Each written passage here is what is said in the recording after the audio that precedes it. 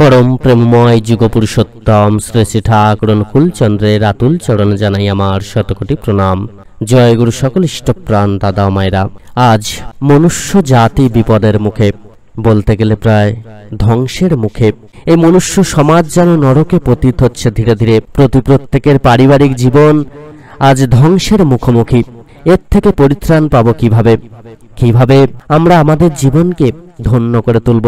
কিভাবে এই যে সমাজের প্রত্যেকটা মানুষ আজ বিপদগামী হচ্ছে, আজকে সমাজের মানুষের মধ্যে মনুষ্যত্ব বিবেক যেভাবে হারিয়ে যাচ্ছে, যেভাবে সমাজের মানুষ আজকে বিভিন্ন রকম সমস্যার মধ্যে নিমজ্জিত হচ্ছে, মানুষে যে বিভিন্ন ভেদাভেদ তৈরি হচ্ছে এবং যেভাবে প্রত্যেকটা মানুষ একটা ভয়ঙ্কর সমাজের দিকে এগিয়ে চলেছে, যেভাবে প্রত্যেকের মধ্যে একটা বিকৃত মানসিকতার সৃষ্টি হচ্ছে, তা কিন্তু অতি ভয়ঙ্কর। এই সমাজে পাপীরা কিভাবে পরিত্রাণ পাবে? কিভাবে এই সমাজের প্রত্যেকটা মানুষ ভালো হবে, ভালোভাবে থাকতে পারবে? সেই নিয়ে কিন্তু পরম দয়াল যুগপুরুষোত্তম শ্রী শ্রী ঠাকুর আমাদেরকে স্পষ্ট বার্তা দিয়েছেন। তিনি বললেন, পাপী পরিত্রাণ পায় বাণীর মধ্য দিয়ে। তাই তো তিনি নবজন্মের মধ্য দিয়ে যেমন বিপুল সংস্কার আনতে চেয়েছেন, ঠিক তেমনি পাপী তাপী মানুষ, ক্ষয়প্রাপ্ত বিপদগামী মানুষদেরকেও পরিত্রাণ করতেও সচেষ্ট হয়েছেন তিনি। আর সেই পথ কিন্তু আমাদেরকে তিনি দেখিয়ে দিয়েছেন। আজকে যে এত মানুষ বিপদগামী হচ্ছে কেন? কি জন্য মানুষ এত বিপদে পড়ছে? কেন মানুষের মধ্যে মনুষ্যত্ব হ্রাস পাচ্ছে? কেন মানুষের মধ্য থেকে বিবেক চলে যাচ্ছে? কেন মানুষ এত কষ্ট পাচ্ছে? মানুষ একটা ভয়ঙ্কর সমাজের দিকে কিভাবে এগিয়ে যাচ্ছে? পরম দয়াল যুগপুরুষোত্তম শ্রী শ্রী ঠাকুর বললেন, নারী হতেই জন্মে জাতি। তিনি বললেন, সুপ্রজনন যদি না সঠিক হয়, যা শ্রী শ্রী ঠাকুর মনে করতেন মেয়েদের ভালোভাবে জানা উচিত, তিনি তার এই চিন্তাধারাকে প্রকাশ করেছেন আর্য কৃষ্টের ভাবধারাকে তার বক্তব্যের সঙ্গে যুক্ত করে। তিনি বলেছেন, নারী হতেই জন্মে জাতি, অর্থাৎ মা যদি না সঠিক হয়, সন্তান যেমন ভালো হবে না, ঠিক তেমন ভাবে প্রত্যেকটা মা যদি না ভালো হন, প্রত্যেকটা সন্তান কিন্তু ভালো হবে না। আর এই সমাজ কোনোদিন ভালো হবে না, কোনোদিন এই সমাজে সুসন্তানের আমদানি হবে না। আর মা তখনই ভালো হবে যখন প্রকৃত শিক্ষা সেই মাটি পাবে। বিবাহ নীতি যেন যথাযথভাবে মানা হয়, আর জনন নীতিও কিন্তু যথাযথভাবে মানতে হবে। আর প্রত্যেকটা মা কিন্তু এইভাবেই ভালো হয়ে উঠবে এবং তবেই হবে সুসন্তানের আমদানি। পরম দয়াল যুগপুরুষোত্তম শ্রী শ্রী ঠাকুর বলেছেন, অতি দৈহিক সত্য জানিস, কাম কামনার ভরে ঘন হয়ে শুক্রাণুতে বীজ শরীরটি ধরে, শুক্রাণুটি সঙ্গত তার ডিম্বকোষে মেশে, কোষ বিভাগে বেড়ে ওঠে বৈশিষ্ট্য ভেসে। তিনি আরো একটি বাণী দিলেন, এক নিশেকে রেত শরীরই অযুত জীবন ধায়, ডিম্বকোষটি যেমন ধরে তেমনই শরীর পায়, জীবাণুটি লিঙ্গ শরীর কামের পথে বিজয় স্থির, তার সঙ্গত ডিম্বকোষে গিয়েই দেহাধারে, স্ত্রী দেহেতে তার ফলেতে ক্রম বিকাশে বাড়ে। এত সুন্দর পরিচ্ছন্ন সাবলীল ভাষায় জনননীতি সম্পর্কিত তিনি তার বাণীগুলো কিন্তু দিয়েছিলেন। মূল উদ্দেশ্যই ছিল নারী পুরুষের মধ্যে অর্থাৎ মানব জাতির নিগূঢ় তত্ত্বগুলিকে বোধগম্য করে তোলা। এই জনননীতি যদি না সঠিক হয়, তাহলে কিন্তু সুসন্তানের আমদানি কোনোদিন হবে না। এই জন্য কিন্তু জনন নীতিকে তিনি ঠিক করার কথা বলেছিলেন। তিনি এটার উপর বেশি করে জোর দিয়েছেন। এক ভক্ত তাকে জিজ্ঞাসা করেছিলেন যে কোনো বিষয়ে মানুষের টেস্ট বা অনুরাগ কোথা হতে আসে। শ্রী ঠাকুর সেদিন 10ই অগ্রহায়ণ সোমবার 1348 ইংরাজি 1/12/1941 সকালবেলা এই প্রশ্নের উত্তরে বললেন যে যেমন সহজাত সংস্কার এবং প্রকৃতি নিয়ে জন্মায় এবং তার মধ্যে যেটা আবার নেচার বা পোষণ বেশি পায়, তার সেইটাই কিন্তু প্রধান হয়ে ওঠে। তাই জন্মগত সংস্কার থাকলেই হবে না, সেই সংস্কারের উদ্বোধনের জন্য আবার উপযুক্ত পরিবেশিক প্রেরণা চাই। এই পারিবেশিক প্রেরণার অভাবে, সুযোগ সুবিধার অভাবে মানুষ তার অনেক কিছু সম্ভাব্যতা সম্বন্ধেই সচেতন হতে পারে না, তাকে বাস্তবায়িত করা তো দূরের কথা। উপরোক্ত বিষয়টি তিনি বাণীর মধ্য দিয়ে আরো সহজভাবে প্রকাশ করলেন। তিনি বললেন, চিন্তায় কর্মে সুসঙ্গতি উঠল ফুটে টানে, জাতকেও পায় তাহাই সুভাব ফোটে প্রাণে। আরো সহজভাবে জনননীতির বিজ্ঞানসম্মত ভাবটি তুলে ধরলেন পরবর্তী বাণীতে। তিনি বললেন, চিন্তা কর্মে টানের ছাপ, ডিম্বরেতেও তারই ছাপ। এর সঙ্গে দিলেন একটি সাবধান বাণীও, বীজ দেহেতে অচিন দাগ, আকাশ পাতাল জ্বলন ফাঁক। মানুষের চিন্তা, সংস্কার এবং তার কর্ম ভাবধারা স্বামী ও স্ত্রীর মিলনের মধ্যে প্রাধান্য পেয়ে জনন নীতির মূল সূত্র হয়ে দাঁড়ায়। এই ব্যাপারটিকে সহজ সরলভাবে শ্রী শ্রী ঠাকুর পরিবেশন করলেন আরও একটি বাণীর মধ্য দিয়ে। তিনি বললেন, চিন্তা কর্ম সংস্কারেতে দাগ উপজয় ডিম্বরেতে তেমনতরই ধরে শরীর মেয়ের কোলে পুত জীবন চলন ঠিক রাখিস তুই পেতে সুষ্ঠ সুত। উপরোক্ত বাণীগুলিতে একই ভাবধারা প্রকাশ ঘটল। শেষের বাণীটিতে একান্তভাবে লৌকিক দেশজ শব্দ কোলে, পুত, সুতো ইত্যাদি খুব সহজেই ব্যবহার করা হয়েছে। উচ্চবর্ণের চিন্তা, কর্ম, সংস্কার, উপজয়, জীবন চলনা, সুষ্ঠু ইত্যাদি সংস্কৃত বহুল শব্দের সঙ্গে, তার ফলে আম জনতার পক্ষে মূল বাণী ধরার পক্ষে সহজ হয়ে উঠেছে। তার ছড়ার ব্যবহারের ক্ষেত্রে একটা জিনিস লক্ষণীয় হয়ে উঠেছে যে ছড়ার মধ্যে তিনি কেবল দেশজ শব্দই ব্যবহার করেননি, অত্যন্ত সংস্কৃত বহুল শব্দের ব্যবহারও তিনি করেছেন। যেমন বৈধানিক যে ব্যবস্থিতি সংস্কৃতির পথে নিহিত রয় সংস্কারেতে গুণ ফোটে সেই মতে। আবার লোকায়ত দেশজ প্রচলিত প্রবাদ প্রবচনের ভাষায় তিনি বানিয়ে দিলেন, স্বামীর প্রতি টান যেমনই ছেলেও জীবন পায় তেমনি, অভ্যাস ব্যবহার যেমনতর সন্তানও পাবে তেমনতর। যে ভাবেতে স্বামীকে স্ত্রী করবে উদ্দীপিত সেই রকমই ছেলে পাবে তেমনি সঞ্জীবিত।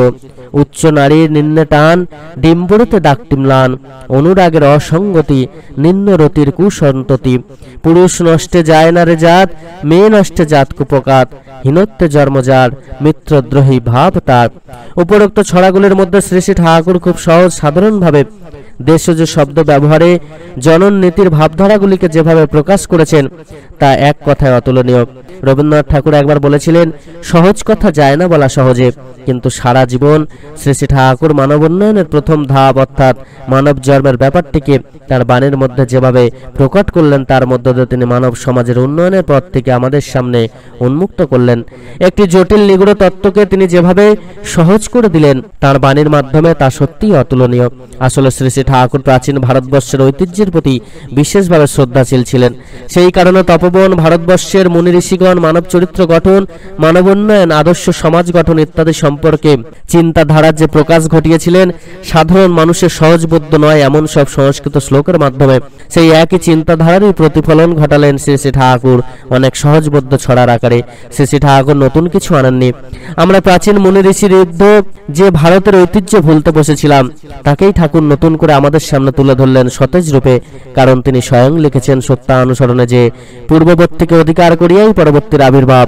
সেই সব আদি অকৃত্রিম তত্ত্বগুলিকেই আধুনিক বৈজ্ঞানিক বিশ্লেষণের মাধ্যমে শ্রী শ্রী ঠাকুর সমাজে আরো গ্রহণযোগ্য করে তুলেছেন। শ্রী শ্রী ঠাকুরের চিন্তাধারার সঙ্গে এক্ষেত্রে বিশ্বকবি রবীন্দ্রনাথ ঠাকুরের চিন্তাধারার যে সাদৃশ্য ছিল তা বেশ লক্ষ্য করা যায়।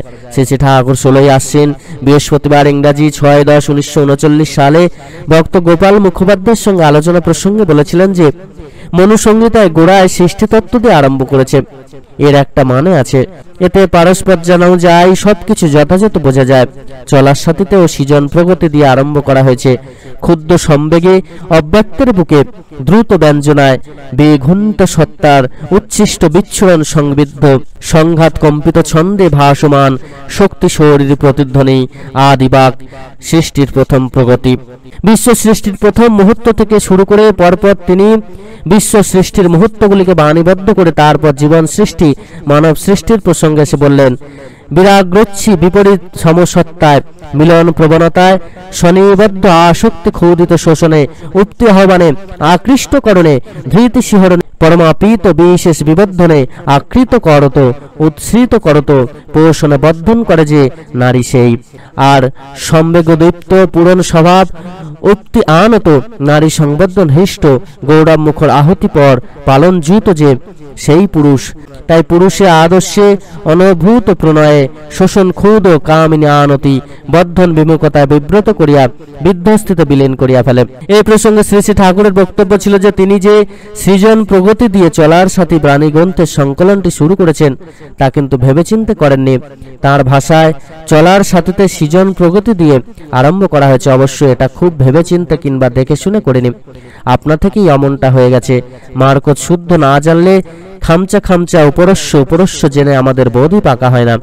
এরপরে তিনি একেবারে প্রাচীন ভারত পর্যালোচনার শেষে বললেন, আমাদের ঋষিরা যে কত বড় বৈজ্ঞানিক তাকেও ভাবে না। মহাদেবের মতো মহাসাধক কত ঔষধের ফর্মুলা দিয়েছিলেন এ বিষয়ে। তাই তার আধুনিক মন্তব্যটি ছিল, সাধু পুরুষদের সম্বন্ধে আজকাল ধারণাই বদলে গেছে, কিন্তু প্রকৃত সাধুরা ছিলেন দারুণ অ্যাক্টিভ এবং প্র্যাকটিক্যাল, সক্রিয় বাস্তববাদী। তারা কতভাবেই না সমাজকে সেবা করতেন। আর সেজন্যই শ্রী শ্রী ঠাকুর সর্বদাই আর্য নীতির যে ধারাগুলি আছে তারই বৈজ্ঞানিক ব্যাখ্যা দিয়েছেন এবং অনুসরণ করার জন্য তিনি সহজ সরল দেশজ লৌকিক ভাষা এবং ছন্দ ব্যবহারে মানুষের কাছে সহজবোধ্য ভাবে পৌঁছে দিয়েছেন। আর সেখানেই তিনি মানুষকে শ্রেষ্ঠ স্তর স্থান দিয়েছেন। মানুষ কেন সকলের কাছে আপন হয়ে উঠবে তার সূত্রগুলো অনুসরণ করতেন। আর সেই প্রসঙ্গে মানুষ সৃষ্টি ও তার রহস্য প্রকাশ করেছেন সহজ সরল আন্তরিকতায় ছড়ার মধ্য দিয়ে। আর সেখানেই তার জননীতি সার্থকতা। এই বাণীর মধ্য দিয়েও তিনি ঋষি বন্দনা করেছেন। বাঁচা বাড়ার নিখুঁত জ্ঞান যা কুড়িয়ে নিয়ে ঋষি যারা সাজিয়ে তারা পথ করেছেন সহজ যাতে চলার ধারা। যার পালনে শাসন সেবায় উন্নতিতে ধায় জনপদ, তাকেই জানি শাস্ত্র বলে ভর দুনিয়ায় ওই সম্পদ। তিনি যে কেন ঋষির বাণীকে বেদ বাক্য বলে মনে করতেন উপরোক্ত বাণীর মধ্য দিয়ে আমাদেরকে স্পষ্ট করে জানিয়ে দিয়েছেন। বাঁচাও বাড়ার নিখুঁত জ্ঞানগুলি জীবনধারা থেকে কুড়িয়ে নিয়ে সাজিয়ে গুছিয়ে দিয়ে বিধিবদ্ধ করে গেছেন শ্রী শ্রী ঠাকুর। আর সেগুলিকে মানব জাতি পালন করে চললে, পালন শাসনের সেবায় সেগুলি অনুসৃত হলেই একটা জাতীয় জনপদ সমৃদ্ধির পথে এগিয়ে যায়। আর শ্রী শ্রী ঠাকুর এই জীবন চলনার সুনীতি বা নিয়মগুলিকে এই শাস্ত্র ব্যাখ্যা দিয়ে ওগুলিকে মানব জাতির তথা ভর দুনিয়ার সম্পদ বলে চিহ্নিত করেছেন। মানব সম্পদ তৈরি করার ক্ষেত্রে এগুলি একান্ত অপরিহার্য। তাই শ্রী শ্রী ঠাকুর মানব সম্পদকে কোন জায়গায় পৌঁছে দিতে চান তা তিনি সংক্ষিপ্তভাবে সংজ্ঞা পর্যায়ে ছড়াগুলিতে পরপর প্রকাশ করলেন। তিনি বললেন, সাধু কে? সাধু বলে তারে সুকর্মে যা নাছর বান্দা পিছয় না যে ডরে। ধর্ম কি? ধর্ম বলে তাই নিজের বাঁচা বাড়ায় যাতে অন্য যোগান পায়। সত্য কি? সত্য তারই কয় যা হতে তোর বাঁচা বাড়ার হয়েই থাকে জয়। মিথ্যা কি? মিথ্যা কারে কয় বাঁচা বাড়ার উল্টো চলায় আনেই যাতে কয়। তাহলে দেখা গেল শ্রী শ্রী ঠাকুর সংজ্ঞা পর্যায়ের কয়েকটি বাণীর মাধ্যমে সাধু, ধর্ম, সত্য, মিথ্যা ইত্যাদি স্বরূপটি কত সহজে সাবলীল ভাষায় লোকায়ত জনসাধারণের সামনে উপস্থিত করলেন এবং বাণী যে লোকশিক্ষার সবচেয়ে কার্যকরী মাধ্যম হতে পারে তাকেও খুব সহজে প্রতিষ্ঠিত করলেন। শ্রী শ্রী ঠাকুর জীবন সায়ান্নে উপনীত হয়ে জীবনাদর্শ, নীতি শিক্ষা, ধর্মবোধ, সত্যের পথ প্রদর্শনের জন্য ছড়ার মাধ্যমকে বেছে নিয়েছিলেন ভক্তদের একান্ত অনুরোধে। আর এই ছড়া রচনা করে শ্রী শ্রী ঠাকুরের মধ্যে তার মাকে খুশি করার, মায়ের কাছ থেকে বাহাদুরি নেবার প্রয়াসটি যে স্পষ্টভাবে ছিল তা তাঁর ছড়া রচনার আন্তরিক আকুতি থেকেই স্পষ্ট বোঝা যায়। মাকে খুশি করার জন্য যে কত ছড়া রচনা সূত্রপাত শ্রী শ্রী ঠাকুর করেছিলেন তা ক্রমে ক্রমে মানব উন্নয়ন, মানব জীবন তৈরির প্রয়োজনে এবং সামগ্রিকভাবে ম্যান মেকিং এর উদ্দেশ্যে স্থিতি লাভ করেছিল। কারণ তার জীবনের মূল লক্ষ্যই ছিল মানুষকে আপন করা, আর তার জন্য মানুষ তৈরির জমিন বা তার বেদিটিকে আরোতর মজবুত করা। সেই জন্য দেখা যায় যে ছড়া রচনার ক্ষেত্রে বিষয় হিসেবে বেছে নিয়ে সাজিয়ে দেওয়া হয়েছে প্রথমে নীতি, আর তারপরেই এসেছে সন্তান চর্যা, শিক্ষা, স্বাস্থ্য এবং সদাচার, লোকচরিত্র। এরপরেই এসেছে বর্ণাশ্রম, পুরুষ ও নারী বিবাহ, দাম্পত্য জীবন, জনননীতি এবং তারপরেই এসেছে সমাজ, কৃষি, শিল্প, ব্যবসা থেকে শুরু করে সেবা, আদর্শ, ধর্ম, সাধনা, ইষ্টভৃতি, সস্তয়নী, যাজন, রাষ্ট্রধর্ম এবং আর্য কৃষ্টি ইত্যাদি বিষয়।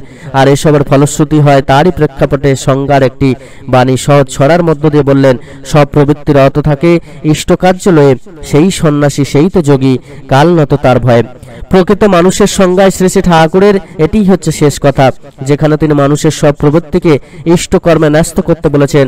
যদি কোনো মানুষের মধ্যে এই কার্য সম্ভবপর হয় তবেই তার মধ্যে সন্ন্যাসী ত্যাগ এবং যোগীর ঈশ্বরের সঙ্গে যুক্ত হওয়ার সাধনা যুগবাদ প্রকাশিত হয়। শ্রী শ্রী ঠাকুর তাঁর সারা জীবনের মত্ত সাধনার অবহেলিত, অবাঞ্ছিত, অপাঙ্ক্তেয়, অনভিপ্রেত অধার্মিক মানুষগুলিকে প্রকৃত অর্থে মানুষ হিসেবে গড়ে তুলতে চেয়েছিলেন। তাই তার অভিলাষ ছিল প্রকৃত উপযুক্ত জনক জননীর সুষ্ঠু জননীতি পরিপালনের মধ্য দিয়ে যেন প্রকৃত মানব সন্তান পৃথিবীতে আসে। মানুষ জন্মগ্রহণের পর যাতে তার ভালো গুণগুলি সমাজের হলাহল কোলাহলে চাপা না পড়ে যায়, সে যাতে বিপদগামী না হয়, তার জন্য প্রতিটি পরিবারের প্রত্যেক সদস্যের চাই দীক্ষা লাভ। প্রকৃত শিক্ষার পাশাপাশি একমাত্র দীক্ষাই পারে বিশৃঙ্খল, অসংগত, অসুস্থ সমাজ জীবনকে সঞ্জীবিত করে তুলতে। আর দীক্ষা নিলেই এর সাথে সাথেই চলে আসে সেই মহান পঞ্চনীতি, যজন যাজন ইষ্টভৃতি, সস্তনী সদাচার, যেগুলি নিত্য পরিপালনে প্রকৃত মানুষ তৈরির কাজটি সহজ থাকবে, সচল থাকবে। অপরদিকে যে মনুষ্য সমাজ ও পারিবারিক জীবন ধ্বংসের মুখোমুখি, তাদের পরিত্রাণের জন্য পথ নির্দেশ করলেন। পাপী পরিত্রাণ পায় বাণীর মধ্য দিয়ে। শ্রী শ্রী ঠাকুর তাই নবজন্মের মধ্য দিয়ে যেমন বিপুল সংস্কার আনতে চেয়েছেন, তেমনি তাপী মানুষ, ক্ষয়প্রাপ্ত বিপদগামী মানুষদেরও পরিত্রাণ করতে সচেষ্ট হয়েছেন। সকল ইষ্টপ্রাণ দাদা ও মায়েরা, প্রত্যেকে কিন্তু অতি অবশ্যই তাই পরম দয়ালে শ্রীচরণ আশ্রয় নিয়ে তার আদেশ নির্দেশ মেনে জীবন পথে এগিয়ে চলুন। দেখবেন প্রত্যেক খুব ভালো থাকবেন। এই সমাজ কিন্তু তবেই ভালো হবে, এই সমাজ কিন্তু তবেই প্রকৃতপক্ষে শুদ্ধ হবে। সকলে খুব ভালো থাকবেন। পরম দয়ালে আপনাদের প্রত্যেকের মঙ্গল করুন। জয় গুরু বন্দে পুরুষোত্তমম।